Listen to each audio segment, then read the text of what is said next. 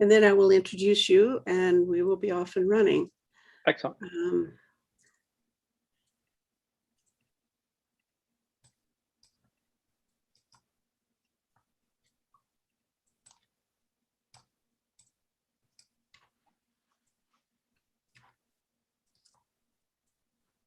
Hi, I'm Metta Spencer.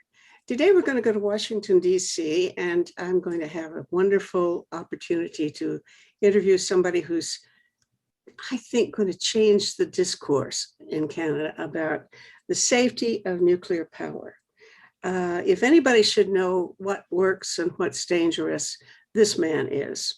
His name is Gregory Jaczko, and he used to be the chief negotiator of, I don't know the title, but he was in charge of the Nuclear Regulatory Commission in the US, which is in charge of making sure that everything runs safely in the nuclear power industry.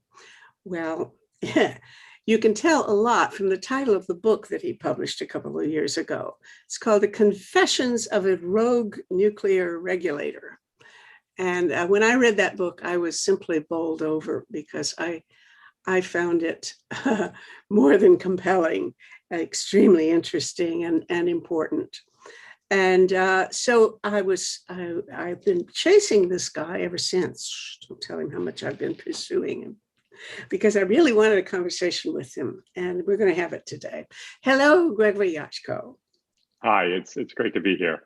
It's wonderful to see you, and I really want to know all the secrets and give me the lowdown on what it's like to be in charge of the American nuclear power plants. And not only that, I mean, you had to help the rest of the world too, didn't you? You were in charge when the Fukushima disaster occurred, and you went over there and tried to pitch in and help, right?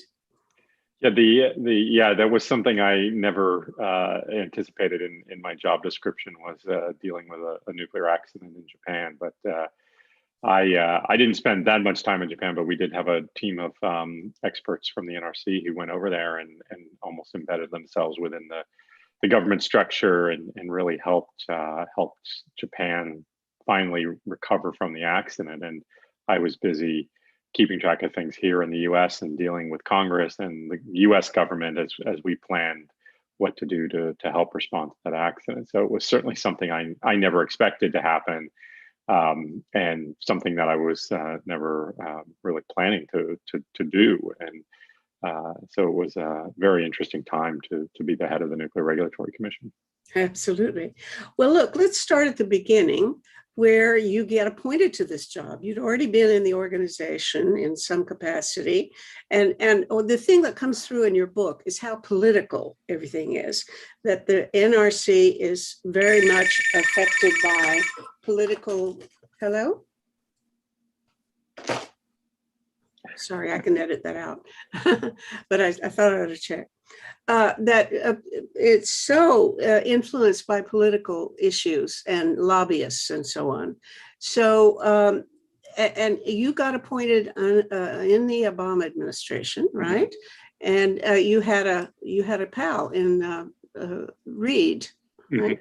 Okay, tell me about it. I really would also like to hear this comment that you report about Rahm and Emanuel.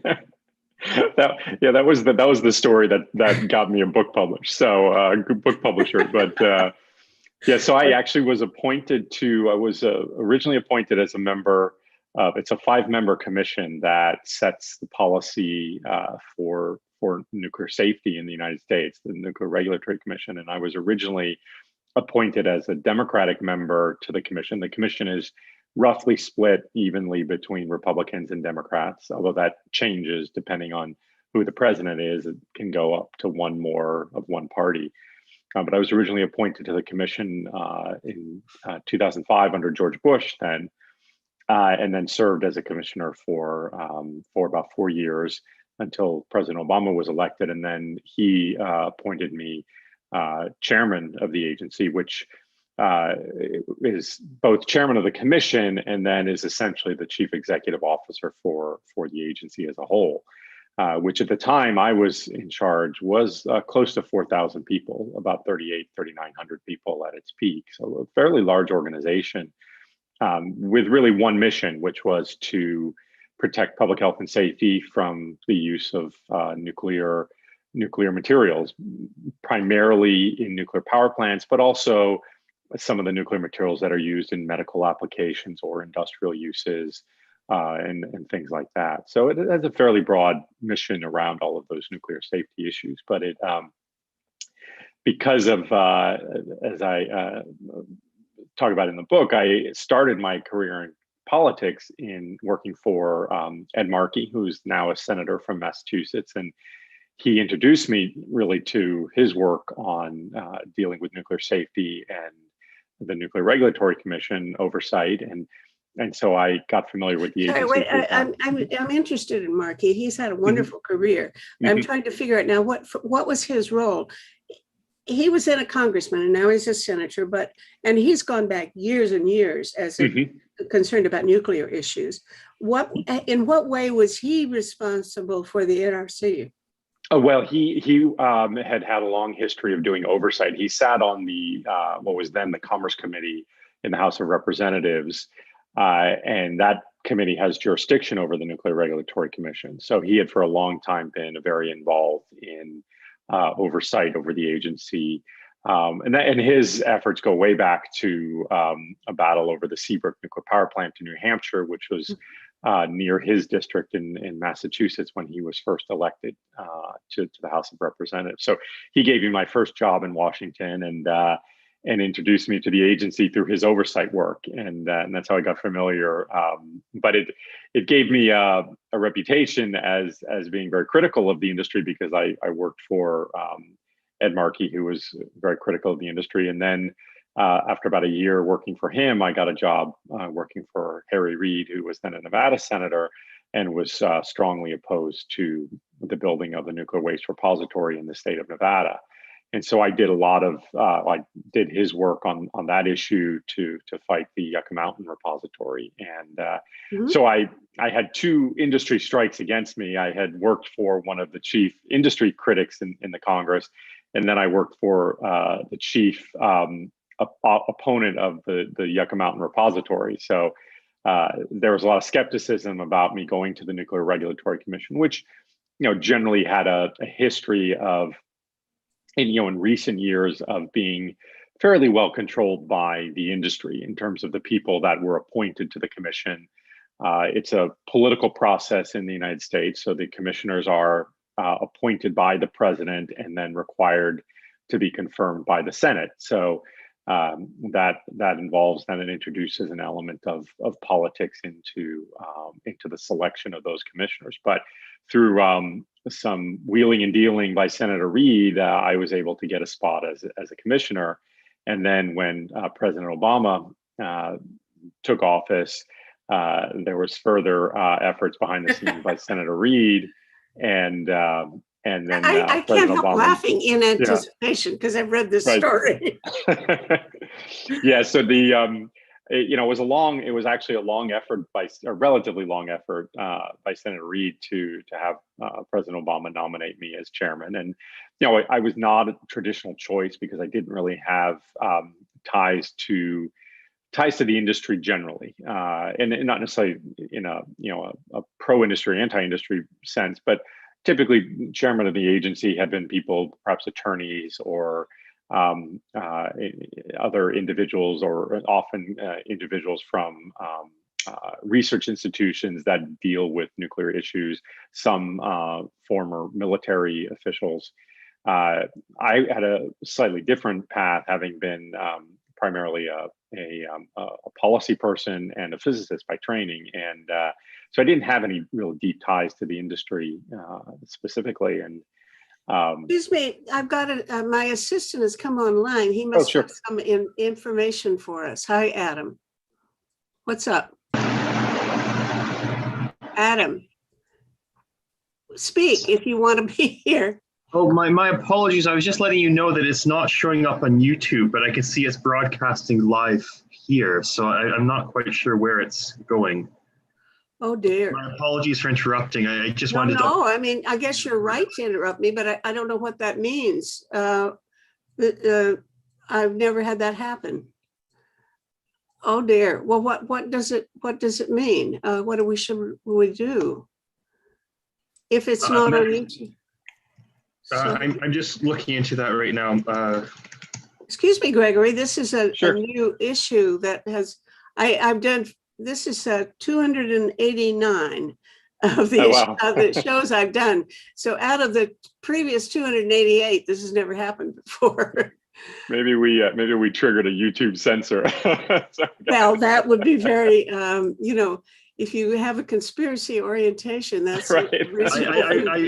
My apologies for interrupting. I did find it. It is somehow going to your personal channel rather than the project channel, but it is live on YouTube, so people will see it regardless. But we can handle this afterwards when we put the edited version online. It is broadcasting live. It was just not where it was supposed to be. Oh, okay. So, well, if we can move not it to worry, later. it is working. Yeah. All right. Okay. Okay. Thank you, Adam. No, yeah.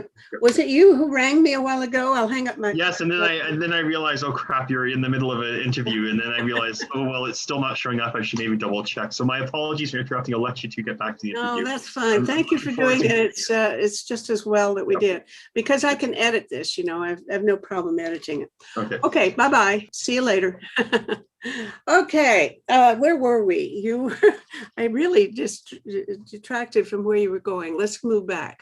Yes. So I was just talking about the process of me becoming chairman, and Senator Reid was doing a lot of work behind the scenes, and there was a lot of opposition from the industry because they were concerned, because they viewed me as someone who was very focused on safety and potentially critical of the industry and some of the industry's performance. And certainly, I had not been critical of the industry per se, but I had been aggressive in promoting policies that I thought were appropriate for safety, and doing that as a commissioner. So with the chairmanship, you gain additional authority to set the agenda, to manage the staff, and do a number of things. So there was a lot of work behind the scenes, and finally Senator Reid was able to prevail, and he called me up and said, I talked to either the president or the chief of staff at the time, Rahm Emanuel, and the president's gonna nominate you as chairman. And I said, great. And he said, but you need to go over to the White House. Rahm Emanuel wants to talk to you. And then I thought, well, that's great. I look forward to that. Great. I've been to the White House too many times, and so I went over very naive and wide-eyed about what that experience was going to be like, and I got a very characteristic Rahm Emanuel lashing, and before he knew you at all, he gave. What do you remember? What he said, because it was bracing. Yeah, so I don't know if this is a family channel, but he said something to the effect loose and let her rip. Yeah, something. I think the phrase I used in the book was that he called me a fucking asshole, and said that nobody liked me, and that the president was only making me chairman because Senator Reid asked him to do it, which in hindsight, of course, is just his way of trying to politically. President Obama was very supportive of nuclear power. I was looked at somebody who was not supportive of nuclear power, or not necessarily. I never viewed myself as antagonistic to nuclear power, but I was viewed my job as being a regulator. It was not my job to take a position one way or another about nuclear power as a policy goal, but rather to focus on how to do the mission of the agency, which was to regulate it. Whether that meant the survival of the industry or not was really not relevant to me. So that that was, I think, in many ways for the administration, a source of uncertainty, and they were also very focused and concerned about climate change at that time. There were really 2 or 3 main priorities for the president, healthcare being one of them, recovering from then the very deep economic recession that the president inherited, and then trying to deal with climate change. And they viewed nuclear power, and I continue to believe erroneously, as a key element of a climate strategy. And so I think there was certainly within many people within the Obama administration belief that meant that the Nuclear Regulatory Commission had to be somewhat passive in doing its job, or not certainly aggressive in a way that would hamper the ability of nuclear to serve in that role. And so there was that point was made clear to me in my meeting at the White House that they were, not thrilled to have me in the position that I was in, but they were going to do it anyway. Which inside, of course, is politically was really not astute, because if anything, it made me then recognize that my loyalties were to Senator Reid and not to the Obama administration, to the extent that they would have had any real ability to control the agency, which it's an independent agency that really isn't much anyway. But certainly, by what they said and did, they didn't really at all engender me to or endear me to the administration. So it was one thing. This strategy that I thought was useless. Yeah, it raises a question for me. To what extent would you say support for nuclear power is politicized in the sense of the left being one way and the right being the other?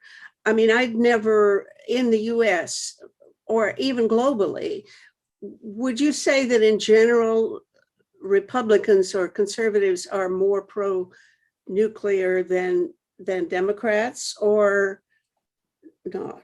Yeah, it's an interesting kind of political cohort, the pro-nuclear cohort. I think in many ways the perception and then I'll talk about the United States because I know the United States politics better. I mean, in general, people associate, I think, Republicans with support of nuclear power and Democrats with opposition to nuclear power. The reality is that it's really generally mostly Republicans and mostly Democrats that are supportive of nuclear power. And you've got elements, in the Republican side who are opposed to nuclear power typically for financial reasons. And you've got elements, I think, in the Democratic Party that are opposed to nuclear power because of safety concerns and things like that. But by and large, most of both parties in many ways, and maybe more so Republicans than Democrats, are supportive of nuclear power. But there is in essence, there's a governing majority, a bipartisan majority supportive of the technology in the United States. Is that changing at all? The ratio of plus or minus? I think if anything, it's probably growing on the Democratic side, largely because of concerns about climate change. Mm-hmm. And I think the industry has done a very, very good job of promoting itself, the nuclear industry, of promoting itself as a key solution to climate change. I think that's completely wrong. But I think they have done a good job endearing themselves with elements of the Democratic Party that are very interested and focused on climate change as the crucial issue that is, and have made this case relatively convincingly, but erroneously, that you cannot get major climate solutions without nuclear power as a component of that. And so I think that has really broadened support among Democrats for nuclear power who may otherwise have not been supportive. I wonder if Bill Gates's recent book is going to tip public opinion significantly toward nuclear power. I think, he certainly had done a lot to promote it, although to be quite candid, I think his recent divorce has probably undermined any effort that he would have made in that direction. I think his legacy is tarnished because of that. And I think, I don't know that his opinion carries the same weight that it did prior to, I think, a lot of the revelations that have come out since then. So he certainly did make a big marketing push around it. Many people, I think, who are really knowledgeable about these issues recognize that there's a lot that's incorrect about what he's promoting and what many people are promoting when it comes to nuclear power today, in particular in this context of it being a climate solution. And as I typically say to people, if nuclear power is necessary to deal with climate change, then we will not solve climate change. I in fact think that that's not true, and therefore I think we can solve climate change, and in fact are on the way to doing that, and it's going to happen without nuclear. Yeah. Well, that's a plus if you've reached that conclusion, because I've been losing sleep regularly. Yeah.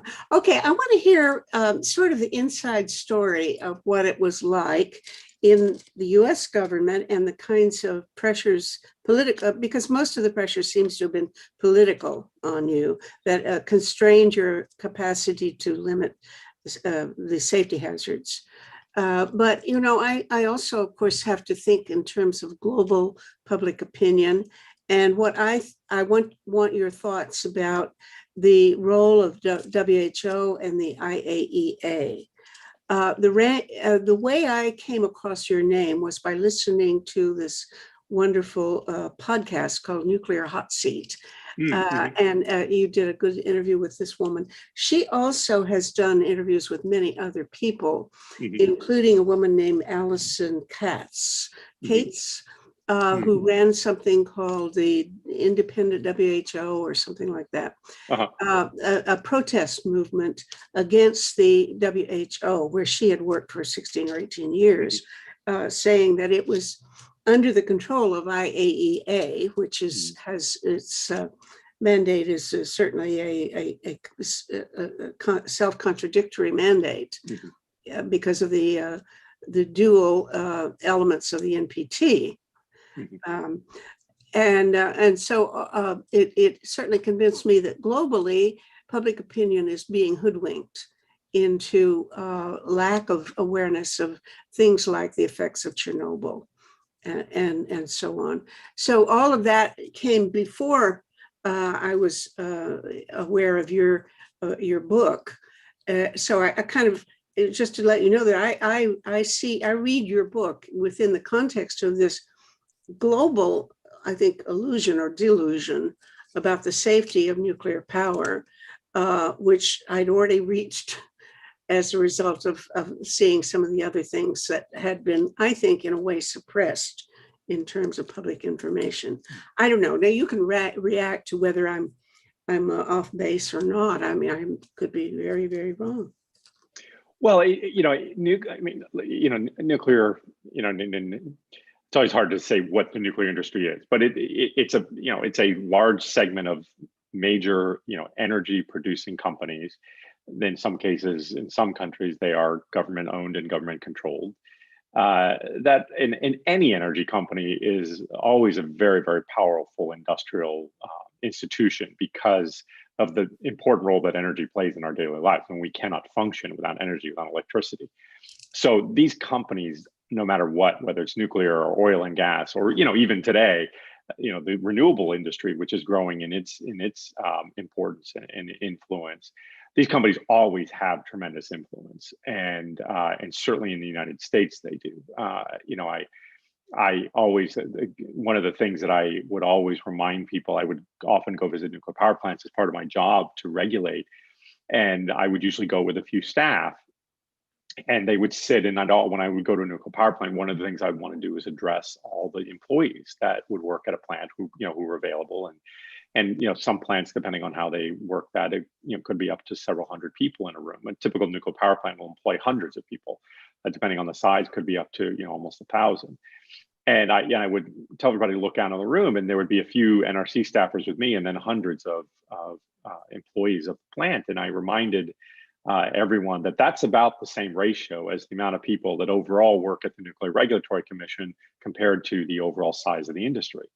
So it's a very, very large industry. It has, you know, it's a multi-billion-dollar industry that produces electricity, which is a vital resource for so many parts of our country. So it also employs a lot of people, which makes it a very, very potent political influencer, because there is nothing more valuable these days to a member of Congress or senator than jobs. And it's just always the case. I mean, this is the number one issue. If you want to try and influence a member, you threaten them with, you know, jobs leaving or jobs coming, or you entice them with jobs coming to some, you know, for some activity. And nuclear power has been very, very good at utilizing this kind of wedge to gain influence with elected officials. And, you know, and often these plants are in remote areas.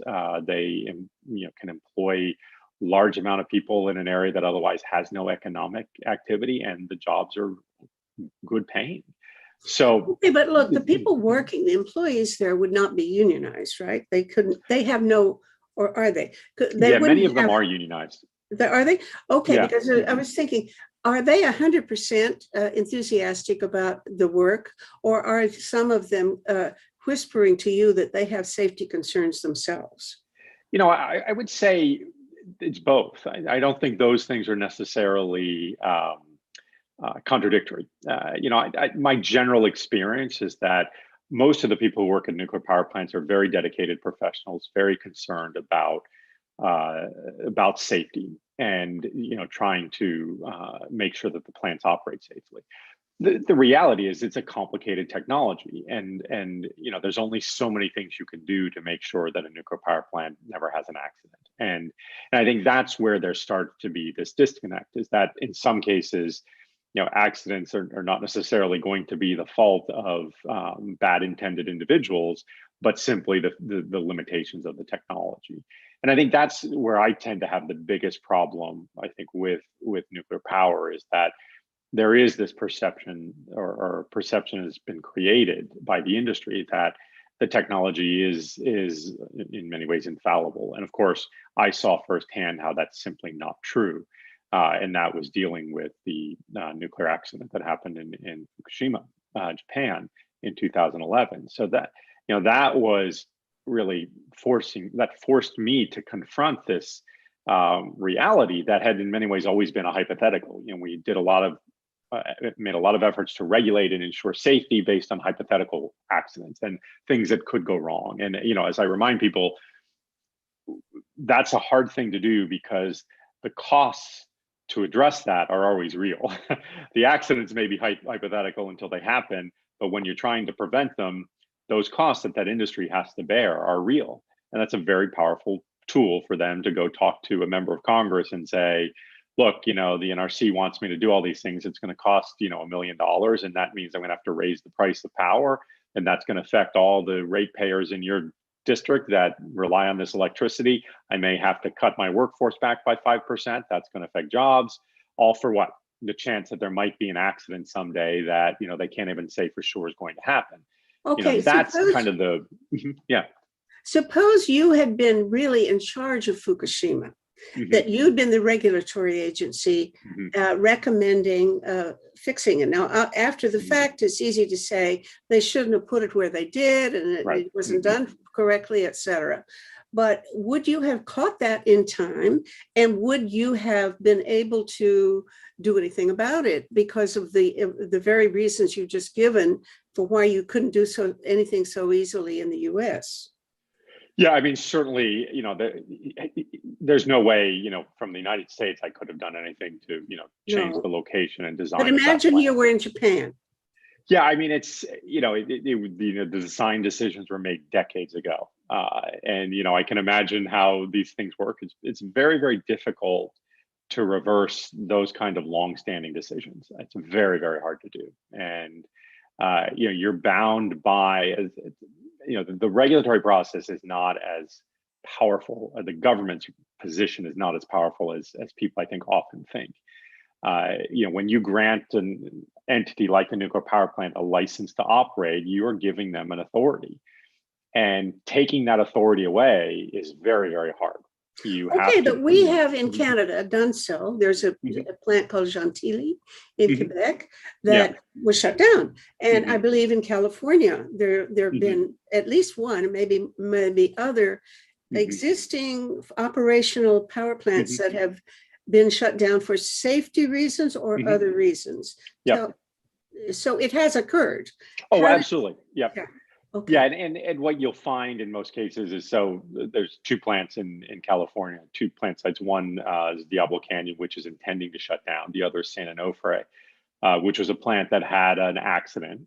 So it was essentially shut down after the accident. And it's actually happened while I was chairman of the Nuclear Regulatory Commission. And, you know, just to give you a little insight into what it's like to do that, the plant was shut down. They had an accident which required it to shut down. They released a small amount of radiation, and then the investigations began. And that's when we started to understand what had happened. And essentially what had happened was they built a new piece of equipment, a very large piece of equipment vital for the plant.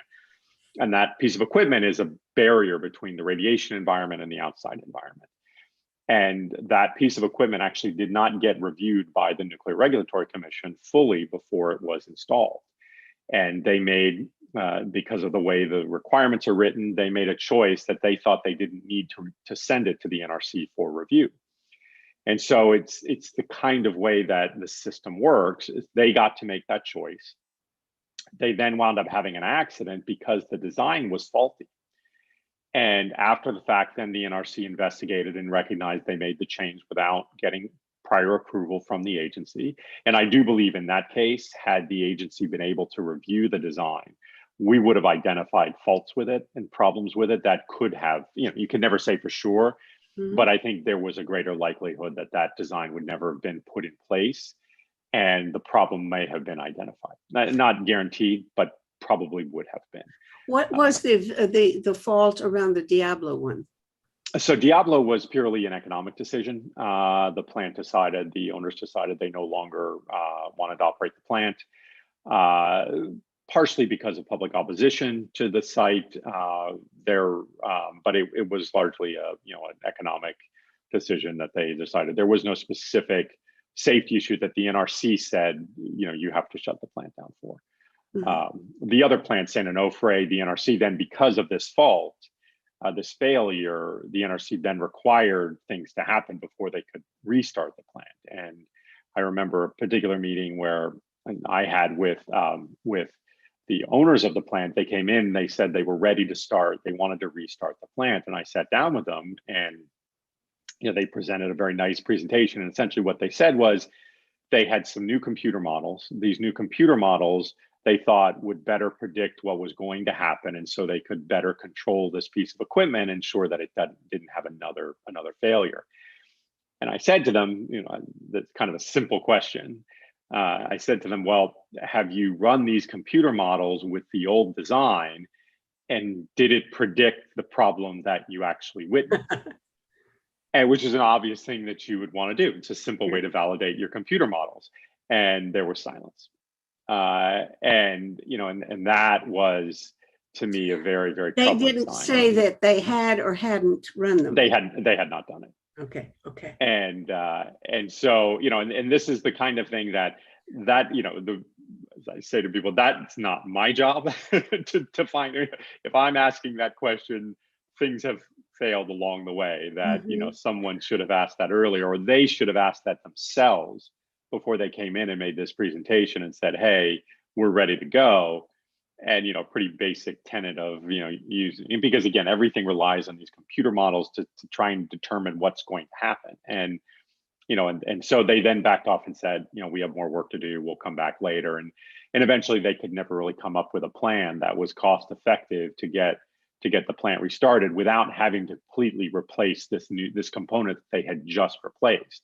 And it was a component that would have cost about $1 billion. So then they decided not to move forward. So it was a failure on many fronts, really on the part of the company. But when you look back, like I said, I think the NRC had an opportunity to catch this, but because of the kinds of changes that the industry or the NRC has made over the years in response to industry pressure, the industry put in, or the agency put in authorities to do things like replace a major piece of equipment without getting prior approval. So that was a change to our regulations that had been made at some time, and it was a cost-saving measure for the industry because their argument was it's like the equivalent of buying new tires for your car. If you put the same size tire on your car, you don't need to have that approved by the manufacturer or whatever, whoever it may be, or the inspectors.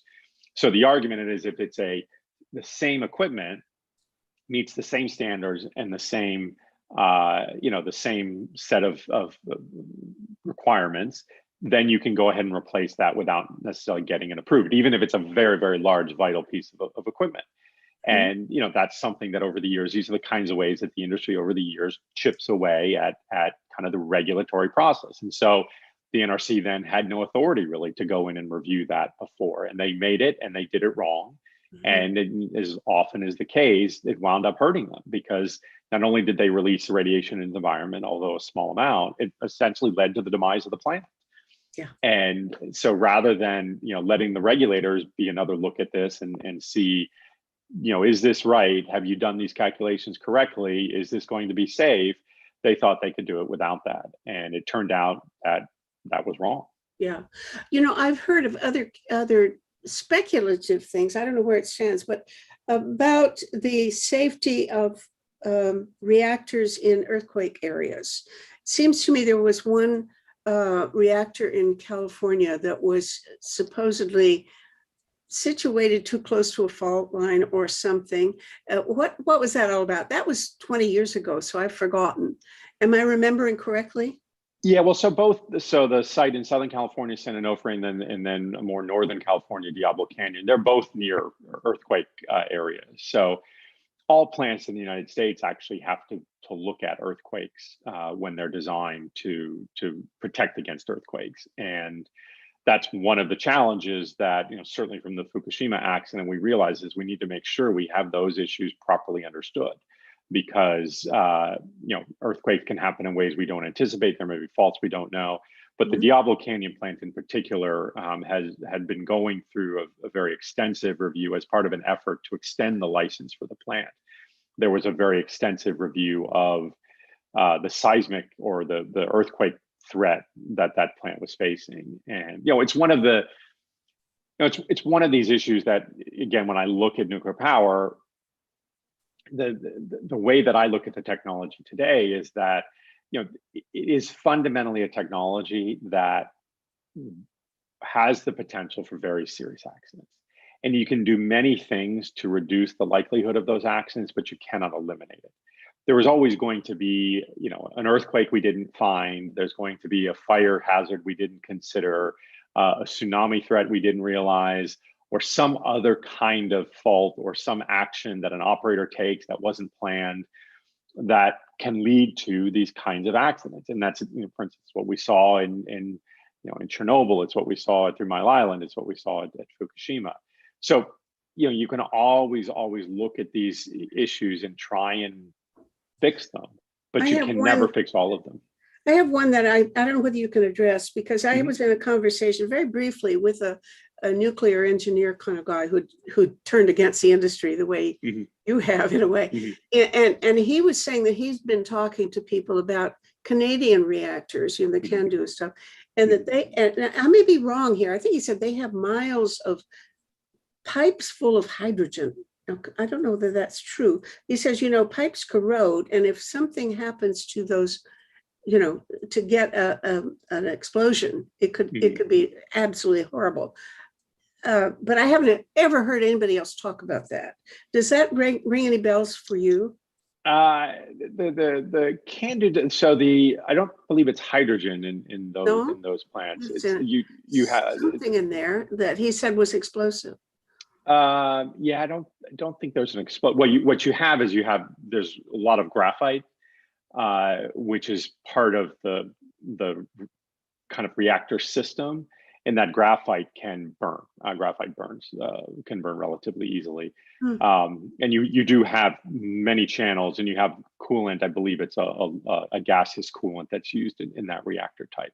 But again, all these reactors, nuclear reactors are very, very complicated machines that are controlling a very, very dense energetic process, and which is the nuclear reaction. And so you have always this potential, in particular with the designs that we have in the United States, where you can fail to control that energy release or that energy that's being produced, and that's when you get accident. And it's a tremendous amount of energy. The thing that one of the statistics that I think is most fascinating about Fukushima is to think about what happened. And all the nuclear material and the radiation is contained in this thing called the reactor pressure vessel, and it's a large, metal, basically cylinder with a big lid on top, and that lid is a big, heavy piece of steel, with bolts that are the size of, Arnold Schwarzenegger's legs. I mean, these are bolts that keep that secured to the top of that. Well, during the Fukushima accident, so there hydrogen was produced and hydrogen was released and led to explosions. Well, probably how that hydrogen was released was that the pressure inside that vessel grew so strong because the heat and the energy was not able to be removed in the normal way, that what it actually did was it lifted that massive lid up away from the vessel. So kind of the cap on top of that cylinder, that massive cylinder. And the way it did it was so strong that it actually stretched the steel bolts. So it didn't break them, it stretched them so that it could lift that enough and that pressure could be released. I mean, so the energy is tremendous that's inside of these reactors, and normally that energy is dissipated by a process of cooling, and it's that cooling system, when it breaks down, that will lead to these accidents. And at that point, it's all kind of Mother Nature, because this radioactive process just happens naturally and there's nothing you can do to stop it. All you can do is remove that energy and the heat. And so, whether it's an earthquake, whether it's a wildfire, whether it's, any number of different things that can trigger that, there are many, many ways for this process to go wrong. And, there's only so many things you can do to prevent it. And that's kind of the way we deal with nuclear power, is we largely say, we think we've captured the most likely things that can go wrong, but there could always be something else. And that something else happens more likely than kind of it's supposed to. And that's what we've seen with the accidents at 3 Mile Island, at Chernobyl and Fukushima. So, it's been more often than the computer models would suggest we should see those kinds of accidents. And I would say they talk about every 10,000 years, there'll be an accident like this. Right. And the frequency is obviously much, much more frequent. And, and it's one of these misleading statements about nuclear power that, you'll hear people say, well, the likelihood of an accident is 1 in 10,000 years or 1 in 100,000 years. But that doesn't mean that it takes 1,000 years for an accident to happen. It could happen tomorrow. Right. It just means, if you had 100, if you had 1,000 plants running, or 100,000, if you had 100,000 plants running, you'd probably have one of them have an accident every year. That's kind of what it means. It doesn't mean that accidents only happen every 100,000 years. And so it's a very, very misleading statement. And people will say that, and the industry will say, well, this is the chance of an accident, but it doesn't mean it's the frequency. It doesn't mean it's the time period between when accidents happen. Mm-hmm. It's kind of a number that assumes, it's basically what it means is if you had 100,000 plants running, one of them would have an accident every year, most likely.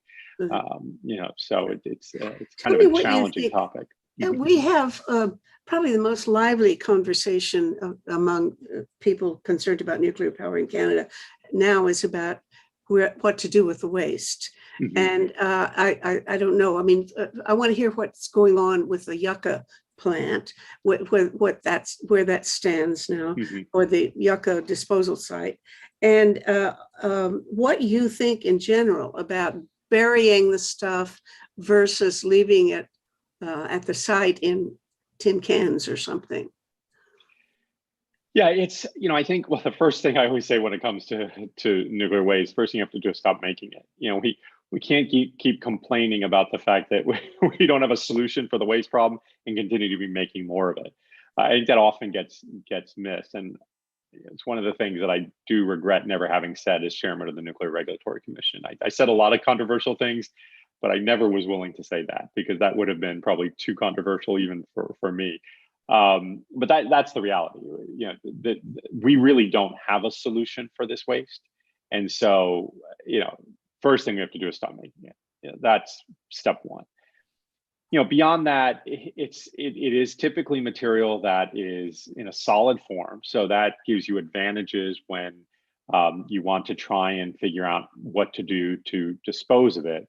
But the problem is that most of this waste is hazardous for a very long time, hundreds of thousands to 1 million years, which are just timeframes that are really incomprehensible from a safety system perspective, right? We can't design, we can't say we're going to have a government in 100,000 years that looks like the governments that we have, let alone, a planet that looks like the planet we have today in 100,000 years. So to sit here and try and pretend that we know what to do with nuclear waste over 100,000 years is foolish. I mean, it just really can't be done. So that has generally led to people to fall back on the idea that, well, since human systems can't be relied on for that kind of a time frame, we have to look to natural systems. So we need to find places underground where this material can be isolated by nature, basically, meaning you try and find stable geologic structures where you can put the material and it will not get out, because we generally know that those geologic features are stable over, hundreds of thousands to a million years.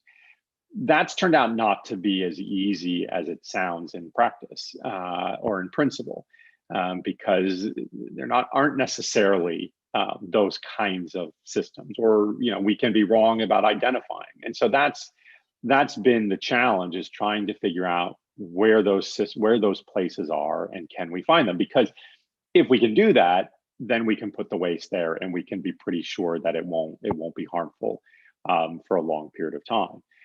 But even, for instance, when they were studying Yucca Mountain, there was, all the computer models that were used to try and analyze the performance. And mind you, this was put in what was supposed to be a desert, because, the number one enemy of nuclear waste long term is water, because it's a kind of a metal and that will lead it to corrode and then eventually be transported out into the environment.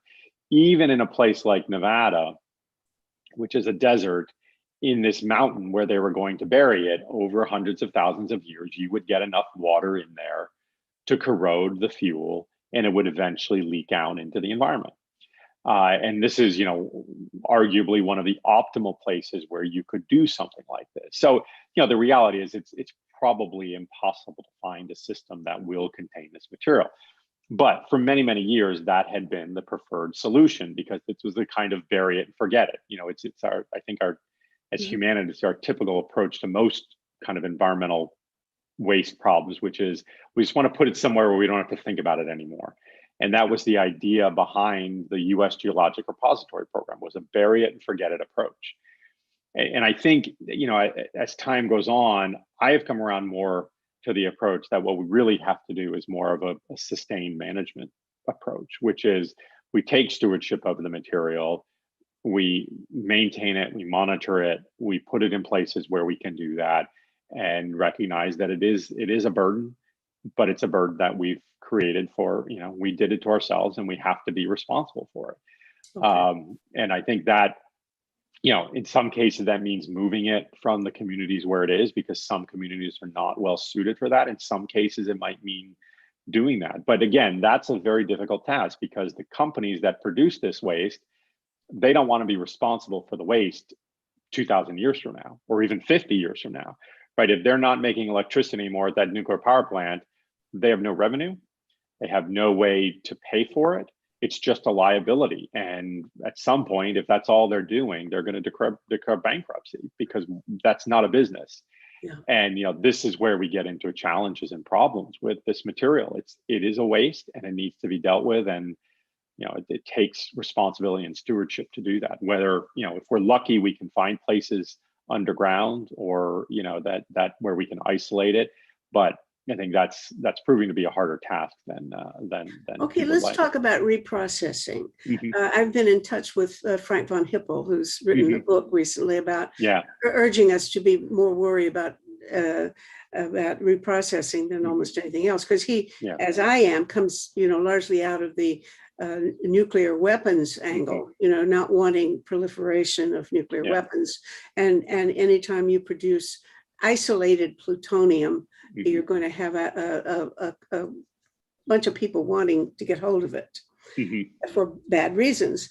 And as I understand it, there is an argument that you could do this breeder reactors, or you could do things that would reuse these elements, these waste products.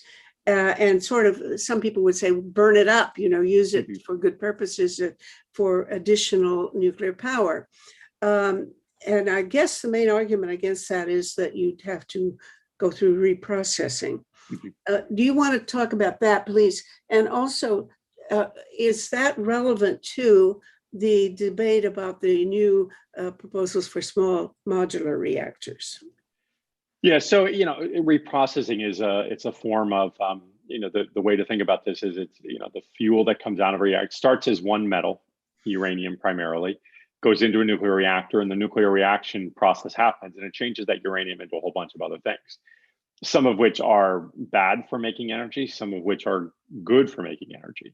And so the idea is that if you can, separate the wheat from the chaff, so to speak, you can take this material and reuse it and make more nuclear fuel. And the process of doing that, that's called reprocessing. And essentially you have to separate out these basically plutonium that can be used as well as some of the uranium. There's a couple problems with that today. The first is that nuclear power is essentially flat or declining. Certainly in the United States, it's a declining energy source. So we have no need for all this additional nuclear fuel because we likely will not have very many reactors running in several decades. Globally, nuclear power will likely also decline soon as the US, which is the largest nation when it comes to nuclear power, its fleet starts to decline. So, you really don't have a strong argument for making this fuel for reactors.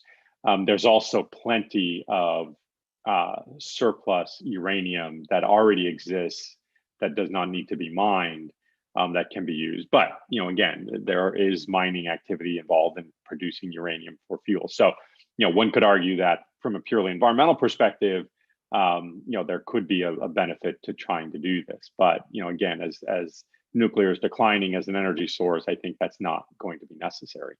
But then, of course, when you do this, you run the risk of you make this plutonium separate from all the other things, which means that somebody could steal it and use it to make nuclear weapons.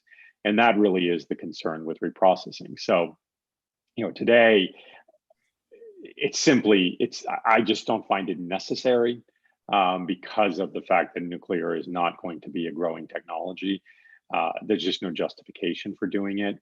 And, the countries that do pursue programs like this, they do it largely because they may have limited uranium supplies or they have intentions to covertly develop nuclear power program or nuclear weapons programs, and we've seen that happen in the past. What about the small modular reactors? Weigh in on that one. Yeah, so there's a number of different. Well, I should say that there's a thing out there called advanced reactors, which are what I call the unicorn reactors. They're the magical reactors that exist in all the wonderful literature about the virtues of nuclear power, but don't really exist in the real world. And of that, you have a number of reactors that are designed to deal with this problem of spent fuel by being able to use some of this material that you would reprocess and to use it and power new reactors.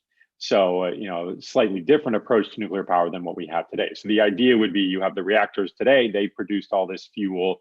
Instead of having to dispose of it, we could put it in as a fuel source for this new generation of reactors. Well, these reactors are most likely not economically viable or commercially viable, anytime in the next 10 to 15 years at the earliest. Now, of these advanced reactors, there's a class of so-called small modular reactors, which are really just like the reactors we have today. But instead of kind of having one big reactor, you take that big reactor and you break it up into, a bunch of little small reactors. And the reason for that is that large reactors today, they take 5 to 10 years at the earliest to build. They're very expensive. And so you have to borrow a lot of money, and that makes them even more expensive because you have to pay interest on all that money before you can ever generate any revenue. And that makes them challenging from a financial perspective. So if you could take that big reactor, break it up into little pieces that you could make in a factory, and then kind of get them all ready at one time, you might improve on that kind of economic perspective. But most of the small modular reactor designs are really the same as the big reactors we have today, so-called light water reactors, and would not really be involved in this process of utilizing spent fuel and burning spent fuel, so to speak. That's a slightly different class of reactors that people are trying to develop, basically to try and address all of the spent fuel that we've already created. Okay, good. Thank you. Now let's talk about what has happened since you left your mighty position, your powerless mighty position. Yeah, well, I think, probably the most interesting thing that's happened is really how quickly the nuclear industry in the United States has started to decline. I about a year after I left the Nuclear Regulatory Commission, I happened to give a talk, and I said that the nuclear was declining in the United States, and a lot of people lashed out at me and said that he's finally admitted he's anti-nuclear, and what I was simply stating was a matter of fact, which was all the nuclear power plants in the United States were licensed for a fixed number of years. At a certain point, those licenses would begin to expire. Some of them might be extended, but at some point, we have about 104. Well, we had 104 reactors when I started as chairman. Eventually, those reactors were going to start to shut down. And at that time, in 2013, we were only building 4 new reactors. So the math is pretty simple. You weren't replacing 104 reactors with 4 reactors. What has been shocking to me is how quickly that decline has accelerated. So today there's 94 so reactors in operation. So 10 reactors have actually shut down in the decade or so since, or the 9 years since I left the Nuclear Regulatory Commission. 10 in the US have shut down. Yeah. Where are they? They're scattered throughout the country, various parts, some in the Midwest, some it's all over. And it's a combination of safety problems, economic issues, competitiveness from renewables, and also natural gas. But more and more so, it's lack of competitiveness with compared to renewable sources. So, I think what the industry is recognizing is that it is a declining industry. They're losing their share of electricity production. Of those 4 reactors that were under construction in 2013, 2 of them have actually been canceled because the projects were so far behind schedule, so far over budget. In fact, to the point that one of the senior executives involved in that project pled guilty to fraud charges about basically overestimating the project. So, you've got what were supposed to be 4 new reactors under construction has turned into 2 new reactors, and you've already lost 10. And clearly, the industry is not going to be expanding. It's only going to be contracting. And, the good news is that we have alternatives now. I mean, clearly the one virtue that nuclear power has is that it does produce electricity without carbon emissions. It does not burn fossil fuels. And so when we're staring down the face of this climate catastrophe, you'd want to keep as many of these carbon-free electricity sources as you can. But what many analysts have shown, and what we're seeing in the marketplace, is in fact now we have replacements. Renewables have become so cheap, and again, cheaper faster than anybody really anticipated. And battery storage technology has gotten cheaper faster than anybody really predicted, to the point now where the obvious choice for not only replacing existing power plants, but for new power plants is really a renewable system with some type of battery storage. That is really where not only do we get the best environmental solution, but we get the best cost solution. And that's really an amazing achievement. And that's something that, it's something that the Obama administration deserves a lot of credit for. In previous administrations, the Congress deserves credit for that, for incentive programs that really stimulated the renewable industry. And it's actually worked far better than I think anyone really anticipated it ever would. The price declines have been tremendous. Some of that is due to China as well. China has gotten into the game of manufacturing solar panels and mining a lot of the materials. And, there are certainly downsides to that, but it is really staggering to see how this race really has played out over the last 9 years. Except that I think the happy news that you give about the decline of nuclear in the US, or the slowing down, is not matched everywhere equally. I think in certain other parts of the world, they're still on the bandwagon, more or less. Well, I think there's, I would even argue the United States is on the bandwagon, but there's almost no country that is constructing nuclear power plants in large numbers other than China. And Europe is not doing it. Europe is building a handful of plants, and they're struggling mightily to build a handful of plants. The only really major source of nuclear construction right now is in China. And I think I read an article recently indicating that even China now is rethinking that policy. But it's also important to put that in context. China is also the world leader in solar installations, I believe in wind installations, which dwarf their nuclear installations. But also the leader in coal, unfortunately. They are, and it's true, and but they're shifting their fuel source because they recognize that they have to. And so, so when people talk about, nuclear is growing, it's really in China. But, as I always say, China's building everything of everything. So you can't take lessons about the trend for this industry because of what's happening in China, because the demand there is so huge. And like I said, they are building vast amounts of these other carbon-free sources as well. And they've had some experiences recently with building new reactors. They have had problems. And so I think as a policy, they're recognizing even in China that this may not be a viable, fruitful path to deal with climate and moving away from these dirty fossil fuels. And so really beyond China, there are countries here and there that are building reactors, but we have about 450 reactors today. About a quarter of those are in the United States. And no other country, the closest country is France, which has 60 or 70 plants. I forget the number exactly, maybe as high as 80, but I don't think it's that high. And even in France, they're talking about switching over and decreasing their reliance on nuclear. And Europe is not, the UK is trying to build plants, but they're building, 1 or 2 plants. This is not a future technology anymore. And so, there's a lot of marketing hype around nuclear, that's for sure. The marketing hype is extremely high right now because the industry is dying and it knows that. And so, they're funding, studies, they're funding, think tanks, they're doing everything they can to try and get people to say we need nuclear power. And, in many ways, people are responding. They're saying we need nuclear power. The problem is the industry just can't deliver. And meanwhile, the renewable industry is delivering, globally and certainly in the United States, the bulk of new energy additions are renewables. Yes, but you're moving from a very tiny percentage of the total amount of energy up to, you're going to have to explode with the growth of renewable energy. It is a challenge, even though you say it's true that they're growing very, very rapidly. Mm-hmm. Can they grow that rapidly? It would be astounding.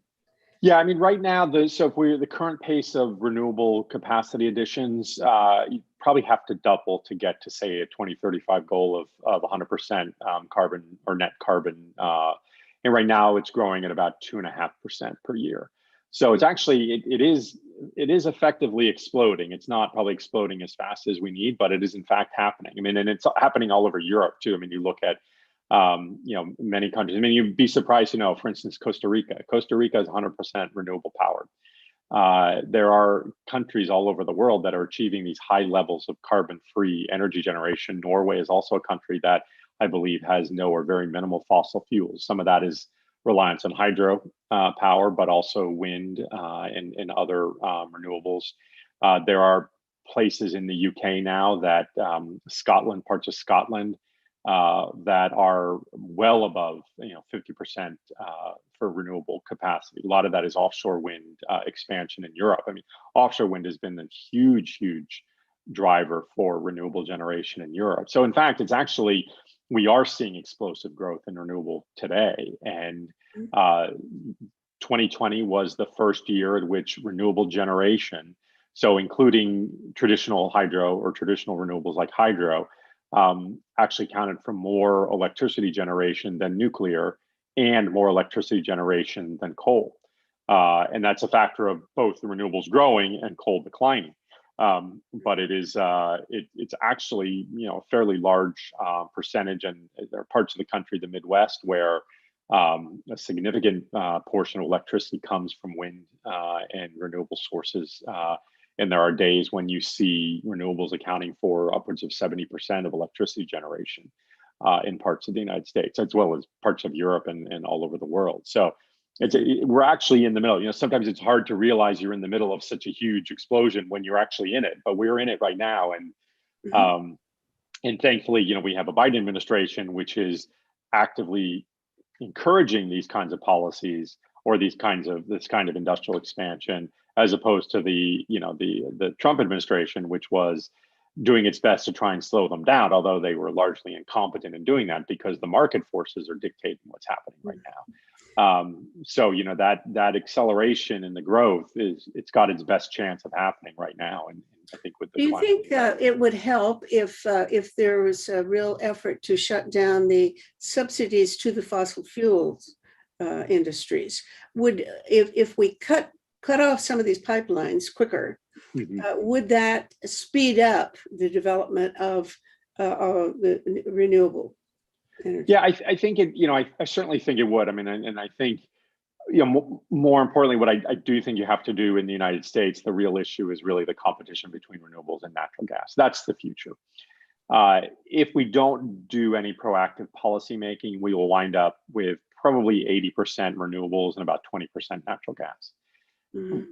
If we had done that maybe 20 years ago, that's probably a sustainable climate solution. It's not a sustainable climate solution today. So we have to get to 100%. So that's the challenge, is how do you kind of capture that 20%? But with the trajectory we're on, we can get to that 80% cost effectively. I mean, it's the cheapest way to get there. So it's really how you fill in that last 20%. And that probably means you need to do something to proactively make gas more expensive. So whether it's eliminating subsidies, whether it's taxing, whether it's doing something, or it's just direct policy requirements that say, you have to have 100% of your electricity from non-gas sources, carbon-free non-gas sources. Mhm. And that's probably the easiest way to do it, quite frankly, from a Right. policy Because perspective. there's so much resistance against carbon taxing, and at least Yeah, in the yeah, US, that I yeah. don't know why, because if you could give the money right back to people and it would Mhm. still do some Yeah, good, but they don't yeah, seem to recognize that. I don't know why yeah. not. Well, people don't recognize a lot of things in the United States. That's a Oh, this has been such fun and so informative. I can't tell you how grateful I am.